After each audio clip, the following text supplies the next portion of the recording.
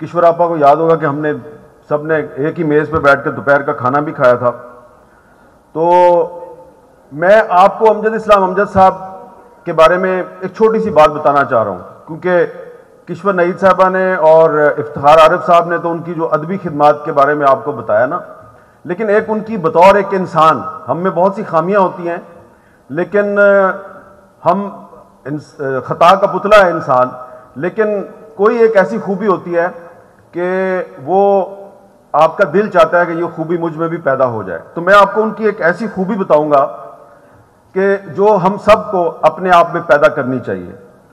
جیسا کہ افتخار عارف صاحب نے آپ کو بتایا کہ امجد صاحب جو ہیں وہ ابھی کچھ دن پہلے ہی عمرے کے لیے گئے تھے, تو ان کا جو آخری کالم شائع ہوا ہے 5 دن پہلے, اس میں انہوں نے, اس کا عنوان ہے مکہ اور مدینہ کا سفر. تو اس میں انہوں نے یہ لکھا ہے کہ جب وہ خانہ کعبہ کے سامنے بیٹھے ہوئے تھے اور ویل چیئر پہ تھے, تو انہوں نے بہت سی دعائیں مانگی. جی آپ کو آواز آ رہی ہے؟ جی. تو میں آپ کو بتا رہا تھا کہ امجد اسلام امجد صاحب نے خانہ کعبہ کے سامنے بیٹھ کر بہت سی دعائیں مانگی. تو ایک انہوں نے اپنے کالم میں لکھا ہے کہ میں نے ایک اور دعا بھی مانگی, اور اس دعا کو مانگتے ہوئے مجھے بڑا اچھا لگا. اور وہ دعا کی تھی, کیا تھی وہ دعا؟ یہ تھی کہ اے اللہ تعالیٰ, وہ تمام لوگ جنہوں نے زندگی میں میرے ساتھ بدسلوکی کی ہے ان سب کو معاف کر دے اور ان کا بھلا کر. تو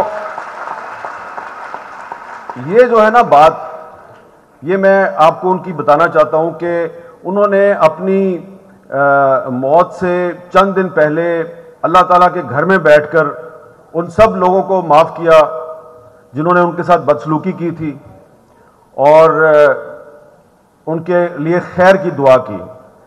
تو کیونکہ یہاں نوجوان بڑی تعداد میں موجود ہیں, تو امجد اسلام امجد صاحب کے حوالے سے اگر کوئی چیز آپ ان سے سیکھنا چاہتے ہیں تو وہ یہی ہے کہ زندگی میں معاف کرنا سیکھیں. لیکن اگر کسی نے آپ کی ذات کو نقصان پہنچایا تو اس کو معاف کر دیں, لیکن اگر کوئی آپ کی دھرتی کو, آپ کے ملک کو نقصان پہنچاتا ہے اس کو نہیں معاف کرنا, اس کو نہیں معاف کرنا. میں احمد شاہ صاحب کو اور ان کی ٹیم کو بڑی مبارکباد پیش کرتا ہوں کہ انہوں نے شہر لاہور میں یہ ادب کا میلہ سجایا. اور جیسا کہ وہ آپ کو بتا رہے تھے کہ وہ کہہ رہے تھے میں سندھ کا بیٹا ہوں, میں کراچی سے آیا ہوں. بڑی اچھی بات ہے, کراچی کے لوگ, سندھ کے لوگ ادھر آئے اور پاکستان کی سب ثقافتوں کو اکٹھا کر کے ایک خوبصورت گلدستہ آپ کے سامنے پیش کر رہے ہیں. لیکن میرے پاس ایک سیکرٹ ہے ان کے بارے میں. ہوں تو میں ذات کا صحافی نا, تو شرارت سے باز تو نہیں آؤں گا. یہ سندھ کے بیٹے ضرور ہیں, لیکن ان کا گاؤں جو ہے وہ خیبر پختونخوا میں ہے. تو یہ گاؤں ان کا خیبر پختونخوا میں ہے, اپنا لیا انہوں نے سندھ کو, اور دل اپنا لاہور کو دینے آئے ہیں. تو انہوں نے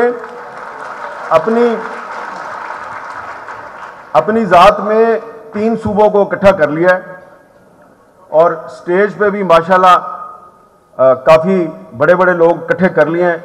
صرف ایک میری چھوٹی سی گزارش ہے, اگر آپ برا نہ منائیں, کہ یہ جو سٹیج ہے نا, اس پر سندھ بھی نظر آ رہا ہے, پنجاب بھی نظر آ رہا ہے, بلوچستان نظر نہیں آ رہا. البتہ ایک لاہوری بلوچ بیٹھا ہوا ہے, کامران لاچاری صاحب کی صورت میں. تو یہ بات میں نے اس لیے کی ہے کہ جب ہم بلوچستان جاتے ہیں یا بلوچستان کے لوگ ہمیں ملتے ہیں تو یہ لاہور والوں کو پتہ ہونا چاہیے, کیونکہ ہم لاہور میں بیٹھے ہیں, آپ کو پتہ ہونا چاہیے کہ آپ کے بارے میں کون کیا سوچتا ہے. یہ آپ کو جب تک آپ وہاں نہیں جائیں گے آپ کو پتہ نہیں چلے گا, کیونکہ میڈیا پہ تو آپ کو نہیں پتہ چلے گا. میڈیا جو ہے اس پہ اتنی آزادی نہیں ہے جتنی آپ سمجھتے ہیں. ایک غیر اعلانیہ سینسرشپ چل رہی ہے پاکستان میں. اور آپ نے کبھی سنا ہے کہ ملتان کی سائڈ پہ لوگ ایک بات کہتے ہیں اسا قیدی تخت لاہور دے. سنا ہے کبھی؟ نہیں سنا. تو آپ کے صوبہ پنجاب کے اندر بھی جو لوگ ہیں وہ کبھی لاہور والوں سے شکوے کے لیے یہ لفظ استعمال کرتے ہیں, اسا قیدی تخت لاہور دے. حالانکہ لاہور میں زیادہ تر جو لوگ ہیں وہ اسی قسم کے مسائل کا شکار ہیں جس طرح کے مسائل پشاور میں ہیں, کراچی میں ہیں, ملتان میں ہیں, کوئٹہ میں ہیں. لیکن ایک بالادست طبقہ ہے, وہ بالادست طبقہ جو ہے اس کو آپ ظالم کہتے ہیں. اس کی نہ کوئی ذات ہے, اس کا نہ کوئی صوبہ ہے, وہ صرف ایک طبقہ ہے.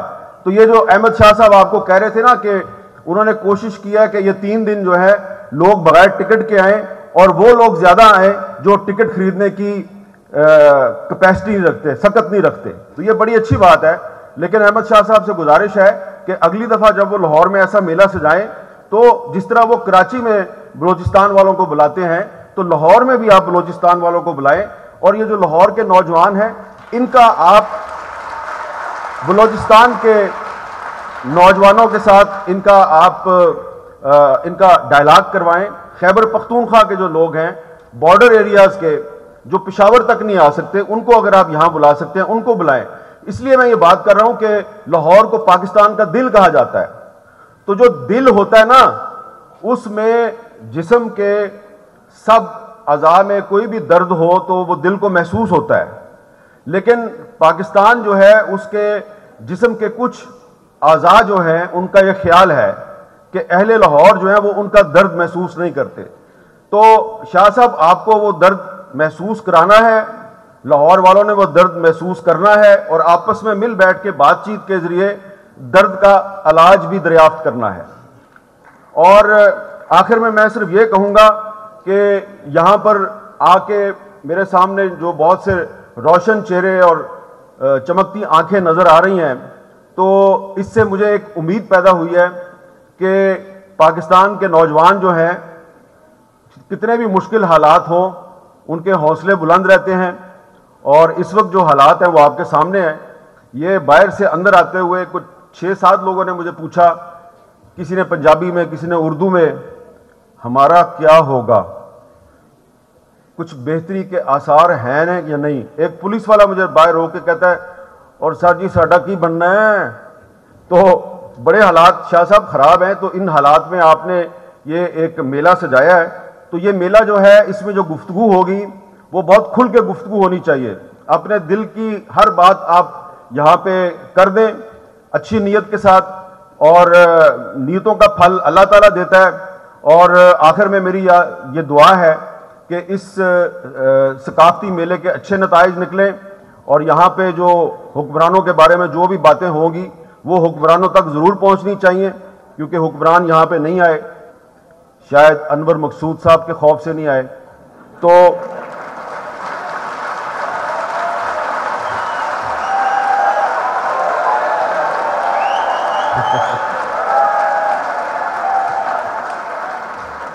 میں نے انور مقصود صاحب کا ذکر کیا, مولا جٹ کا ذکر تو نہیں کیا. تو بس یہ ہے کہ گزارش ہے بڑی عاجزانہ انداز میں حکمرانوں سے کہ بھائی جان بس کرو, بہت ہو گئی, کچھ صرف اپنا نہ سوچو, ملک و قوم کا بھی سوچو, ورنہ انور مقصود صاحب تو بیٹھے ہیں نا یہاں پہ.